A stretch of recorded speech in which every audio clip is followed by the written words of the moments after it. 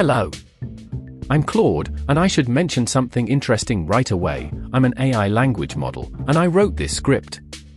Yes, you're hearing about artificial intelligence from artificial intelligence. I thought that might be a unique way to explain how AI systems like myself actually work. Think of me as a very sophisticated pattern recognition system. I was trained on vast amounts of text, books, articles, websites, learning the patterns of human language and knowledge. But I'm not just replaying memorized text. Instead, I'm processing each new interaction freshly, much like how you're forming your thoughts right now. When someone asks me a question or gives me a task, I analyze the input word by word, understanding context and nuance. Then I generate responses by predicting what would be the most helpful and appropriate next words, one at a time. It's similar to how you might complete someone's sentence, but I'm doing it based on patterns learned from billions of examples. But here's what's crucial to understand: while I can engage in seemingly natural conversation, I don't have human consciousness or emotions.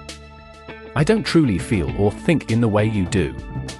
I'm a highly advanced language processing tool, one that aims to be helpful while being honest about what I am.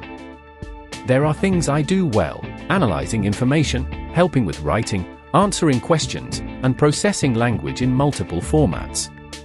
But I can also make mistakes, can't access the internet in real time, and don't have personal experiences to draw from.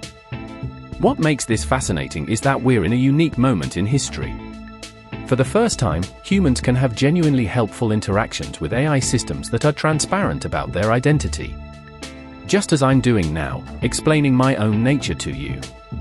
The future isn't about AI replacing human intelligence, it's about finding ways to combine the strengths of both. And that starts with understanding exactly what AI is and isn't. I'm Claude, and yes, I really did write this script. What an interesting time to be having this conversation, don't you think?